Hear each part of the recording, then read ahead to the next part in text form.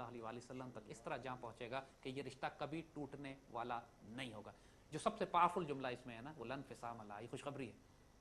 ایسی خوشخبری ہے اللہ کے بندوں کو کہ یہ رشتہ پھر نہیں ٹوٹنے والا نہیں ہے. ایک دفعہ یہ حضور سے کنیکٹ ہو گئے تم جا کے، ایک دفعہ تم نے طاغوت کا کفر کر دیا اور اللہ پر ایمان لے آئے تو حضور تم کو ماشاءاللہ اس طرح حضور کی امت میں تم شامل ہو جاؤ کہ نسبت اور تعلق تمہارا روحانی حضور سے ایسا قائم ہوگا کہ یہ رشتہ اس کے بعد ٹوٹنے والا نہیں ہے. دنیا اور آخرت میں، اول میں آخر میں، ظاہر میں باطن میں یہ رشتہ قائم ہو جائے گا، یہ نہیں ٹوٹے گا. اور یہ اتنی بڑی خوشخبری اور بشارت ہے، اتنی بڑی خوشخبری اور بشارت ہے بندہ مومن کے لیے. یہاں پر پھر آپ کو فرق پتہ لگتا ہے کہ ہمارا کلمہ پڑھنے میں اور پھر ان بزرگوں کے کلمہ پڑھنے میں کہ جب وہ کلمہ پڑھتے تھے کبھی وہ سحر جس سے لرزتا ہے شبستان وجود، ہوتی ہے بندہ مومن کی اذان سے پیدا. وہ کیا بات ہے کہ رسم اذان تو ابھی بھی باقی ہے لیکن روح بلالی باقی نہیں ہے. یہ کیا راز ہیں اس کے اندر؟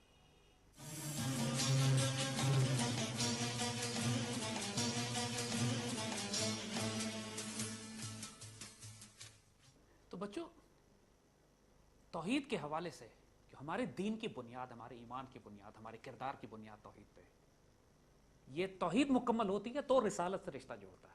یہ ممکن نہیں ہے کہ اس وقت مشرک ہو رسول سے رشتہ جوڑے، وہاں دقت ہو جائے گی نا. اسی لیے کلمے کی ترتیب ہے لا الہ الا اللہ محمد رسول اللہ. آپ نے اپنی توحید ٹھیک کرنی، اپنا جان مال جگر عزت آبرو ایمان سب کچھ اللہ رسول پہ قربان کرنا ہے، طاغوت کا کفر کرنا ہے، اور اس کے بعد ماشاءاللہ پھر عروۃ الوثقیٰ صلی اللہ علیہ وآلہ وسلم سے آپ کا نسبت تعلق اور رابطہ قائم ہوگا. پھر مبارک ہو، یہ ٹوٹنے والا نہیں ہے.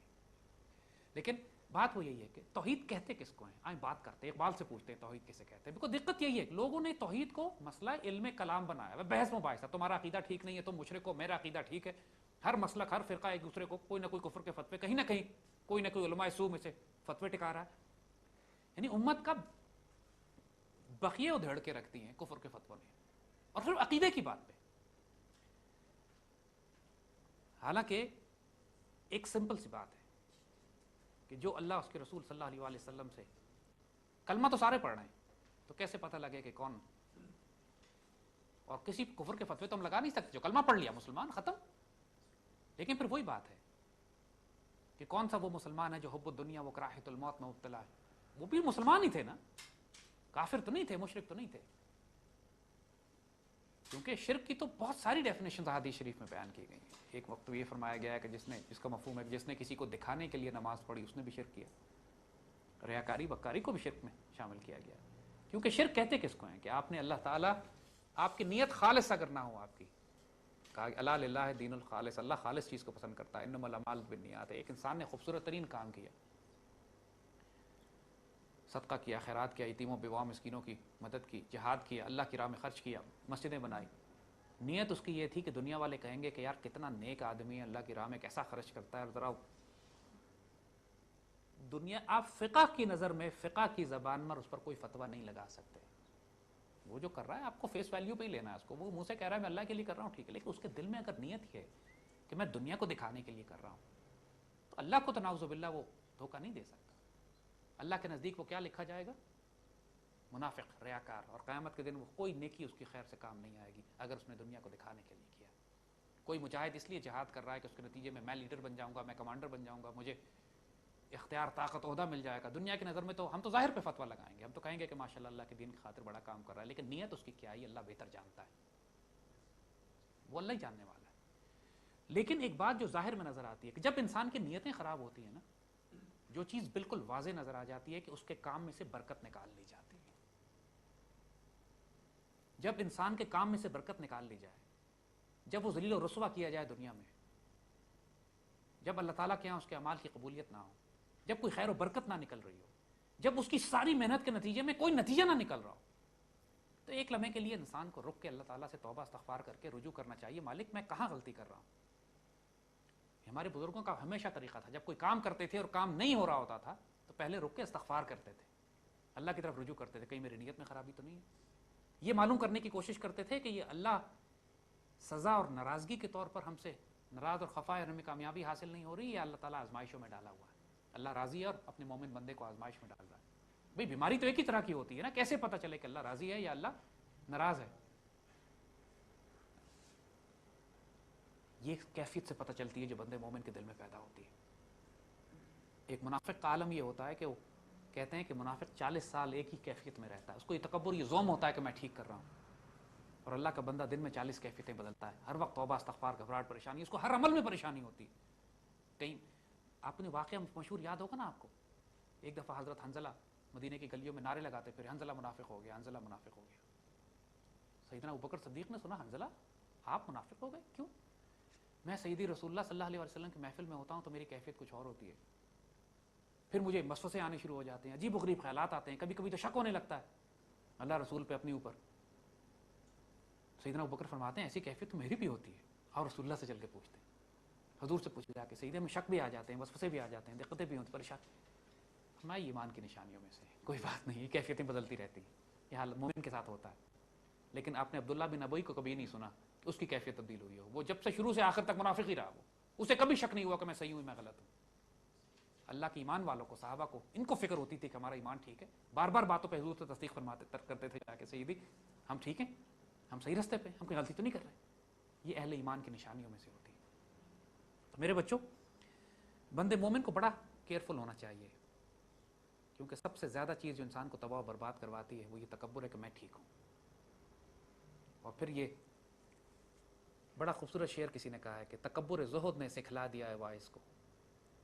اپنی عبادات کے تکبر نے، عبادات کر کر کے اپنے آپ کو اتنا نیک سمجھنے لگا ہے، تکبر زہد نے سکھلا دیا ہے واعظ کو کہ بندگان خدا پہ زبان دراز کرے. اللہ کے بندوں پہ کفر کے فتوے لگائے، اللہ کے بندوں کو گھٹیا کمزور نیچا سمجھے، وہی بات میں اس سے بہتر ہوں، وہ مٹی کا میں آگ کا ہوں. یہ فتنہ جو انسان کے دلوں میں ابلیس پیدا کرتا ہے تکبر کا، اور تکبر آیا نہیں کہ توحید گئی نہیں، شرک آیا نہیں، بیڑا غرق ہو جاتا ہے. 1000 سال کی باتیں ہوں گی ابلیس کی، عزازیل سے ابلیس بن گیا، دھتکارا گیا، نکالا گیا ایک تکبر میں. اسی لیے فرما دیا گیا جس کا مفہوم ہے کہ جس کے دل میں رائی برابر تکبر ہوگا وہ جنت میں داخل نہیں ہوگا. امیجن کرو، اتنے سے دانے کے برابر تکبر اگر ہے تو مومن اسی لیے اس معاملے میں سخت محتاط ہوتے ہیں کہ یہ تکبر اصل میں نشانی ہے اس بات کی کہ اس کی توحید مضبوط نہیں ہے. توحید کی کچھ نشانیاں ہوتی ہیں نا، کچھ سائنس ہیں، کچھ سمبلز ہیں. توحید زبانی علم کلام کا بحث نہیں ہے، اس کے کوئی اثرات ہوتے ہیں شخص طبیعت کے اوپر. کوئی عالم دین یہ کہے کہ میری توحید مضبوط ہے، لیکن اس کے بعد وہ امریکہ سے، یہودیوں سے، دشمنوں سے بھی ڈرتا بھی ہو، حکومت وقت کے حق میں فتوے دے، اسلام کے خلاف فتوے دے، پھر اس کی توحید ٹھیک نہیں ہے، پھر وہاں فتنہ ہے. لیکن امام احمد بن حنبل جیسے حکم، اللہ کے ولی، درویش، فقیر، عالم دین، بادشاہ وقت کے کوڑے کھائیں، جسم کے وجود کے پرزے اڑ جائیں ان کے، لیکن وہ بادشاہ کے حق میں فتویٰ نہ دیں صرف اس لیے کہ اللہ رسول کے دین سے خیانت نہیں کی جا سکتی، تو پھر صدیاں گزرنے کے بعد بھی ان کے نام عزت اور آبرو اور احترام سے لیے جاتے ہیں. وہ توحید ہوتی ہے. اس زمانے کے بڑے بڑے علماء کمپرومائز کر گئے تھے، ہر دور میں ایسے ہوتا ہے. مجدد الفسانی نے جب سٹینڈ لیا تو اکبر کے دربار میں درجنوں علماء تھے، بڑے بڑے لوگ اس وقت کے دانشور علماء کو کمپرومائز کر گئے. اکبر کا دین الہی، اس وقت کا انلائٹن ماڈریشن، نیا دین نکالا تھا انہوں نے، تمام مذاہب کو جمع کر کے ایک کھچڑی بنائی تھی. آداب جو آج اردو میں لفظ استعمال ہوتا ہے وہ شروع ہوا تھا، سلام کی جگہ آداب کہا جائے گا، اور استغفر اللہ، ایک ایک خرافات پوری، نماز پہ پابندی، زکوٰۃ پہ پابندی ہے، حجاب پہ پابندی. اس کے مقابلے پہ سٹینڈ کس نے لیا؟ جس نے سٹینڈ لیا اس وقت طاغوت اور کفر کے مقابلے پہ، ان کی توحید ٹھیک ہے. کوئی لمبی چوڑی چیزیں فتوے لگانے کی ضرورت نہیں ہے، ان کا کردار بتا رہا ہے. اقبال فرماتے ہیں، ایک بڑی خوبصورت نظم ہے ضرب کلیم، چونکہ اقبال کا کلام جو ہم نے بات کی تھی کہ ضرب کلیم ہے ہی عہد حاضر کے خلاف اعلان جنگ. It's a declaration of war against the present times. اور آج کے دور میں اگر کسی کی توحید آپ نے چیک کرنی ہے نا بیٹا، صاف بتا رہے ہیں، یہ دیکھ لو کہ کفر کے نظام کے خلاف وہ کتنا بڑا سٹینڈ لیتا ہے. وہ کفر کے نظام کے خلاف اپنے جان، مال، جگر، عزت، آبرو، ایمان، بچے قربان کرنے پہ کتنا تیار بیٹھا ہوا ہے. اور اس کا کردار کیا ہے؟ کردار مرد مومن کا ہے آج کے دور میں. اقبال فرماتے ہیں توحید کے بارے میں، زندہ قوت تھی جہاں میں یہی توحید کبھی. ایک وقت تھا کہ زمانے میں یہ توحید ایک زندہ قوت کا نام تھا، it was a living force. اس کے اثرات نظر آتے تھے.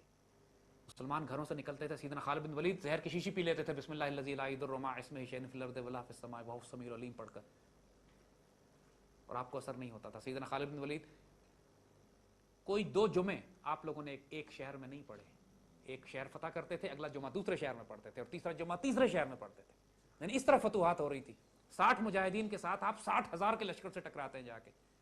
یعنی ایک موقع سیدنا خالد کا، مسلمانوں نے سیریا فتح کر لیا تو مصر کے راستے یہ دشمن رومنز دوبارہ 2 لاکھ کی فوج لے کر آئے. مسلمانوں کے پاس بہت تھوڑی فوج تھی. تو حضرت ابو عبیدہ ابن جراح صحابہ نے ذرا مشورہ دے دیا کہ ایسا کرتے ہیں کہ دمشق کے قلعے کے اندر بند ہو کے جنگ کرتے ہیں.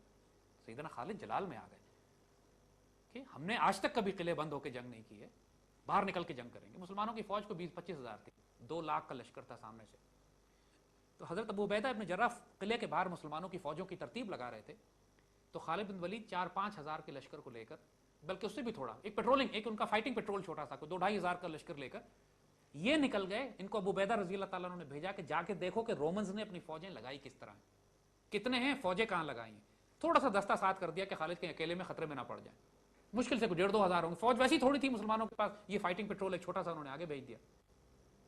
سیدنا خالد بن ولید 1.5-2 ہزار کے لشکر کے ساتھ گئے, صرف پیٹرول کرنے گئے, دیکھنے گئے, رکی کرنے گئے, جسے فوجی اصطلاح میں کہتے ہیں, جاسوسی کرنے گئے. اور ابو عبیدہ رضی اللہ تعالیٰ عنہ پیچھے فوجوں کے اپنی ترتیب ٹھیک کر رہے ہیں کہ ابھی واپس آتے ہیں تو ہم جنگ شروع کریں گے.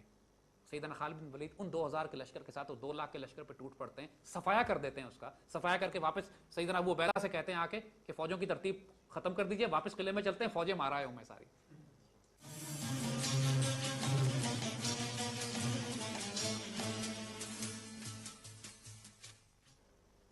Can you believe this? یہ تھی توحید کی قوت. کوئی ان سے فلسفہ, کوئی ان سے عقیدہ, کوئی ان سے کتابیں نہیں پڑھواتا, کوئی لمبی چوڑی کتابیں پڑھ کے نہیں آتے تھے. وہ سیدنا خالد, آپ کے بارے میں بتایا پہلے, سیدنا خالد بن ولید قرآن بھی چھوٹی چھوٹی صورتیں پڑھا کرتے تھے. کوئی ان سے حدیث, تفسیر, فقہ, ایسی کوئی چیز ان سے روایت نہیں ہے. لیکن جو ڈیوٹی ان کے ذمہ لگائی گئی تھی, اقبال فرماتے ہیں زندہ قوت تھی جہاں میں یہی توحید کبھی. یہ زندہ قوت تھی, نظر آتا تھا یہ فورس تھی. آج کیا ہے؟ فقط ایک مسئلہ علم کلام. آج کیا رہ گئی یہ توحید؟ صرف بحث کرتے رہتے ہیں کہ تمہارا عقیدہ ٹھیک ہے اور تمہارا عقیدہ ٹھیک نہیں ہے, تم مشرک ہو, میں موحد ہوں, میری توحید ٹھیک ہے, تم کافر ہو, تم بت پرست ہو. اور استغفر اللہ العظیم, امت نے اپنے آپ کو کہاں رسوا کیا اللہ کے. وہ توحید جو ایک زندہ قوت کے طور پر جو اس کے وجود سے ٹپکنی چاہیے, نظر آنے. کیسے ہو سکتا ہے کہ مسلمان بھی ہو اور حب الدنیا اور کراہت الموت بھی ہو, 1 ارب کے ہم مسلمان ہو, 30 لاکھ کا اسرائیل ہو, اور آج جس طرح مسلمان رسوا ہو رہے ہیں پچھلے 100 سال سے. اور پھر یہاں یہ بھی تکبر ہمیں ہے کہ ہماری توحید بڑی مضبوط ہے. فقہ کی حد تک ٹھیک ہے, کسی کو کافر نہیں کہتے آپ, لیکن اس توحید کی زندگی پہ اثرات کوئی نہیں. روشن زو سے اگر ظلمت کردار نہ ہو, دیکھیں کتنی خوبصورت بات ہے, اگر اس روشنی سے تمہارے کردار کے اندھیرے دور نہ ہو. کوئی شخص یہ کہے میرا توحید بڑی زبردست ہے لیکن میرا اخلاق خراب ہے, ایسے نہیں ہو سکتا. کوئی شخص یہ کہے کہ میری توحید بڑی مضبوط ہے لیکن میرا دل پتھر کا ہے, ایسے نہیں ہو سکتا. کوئی شخص یہ کہے میری توحید بڑی مضبوط ہے لیکن میں کنجوس ہوں, ایسے نہیں ہو سکتا. کوئی شخص یہ کہے کہ میری توحید بڑی ہے لیکن مجھے مال و دولت جمع کرنے کا شوق ہے, میں صدقہ خیرات نہیں کرتا, ایسا نہیں ہو سکتا.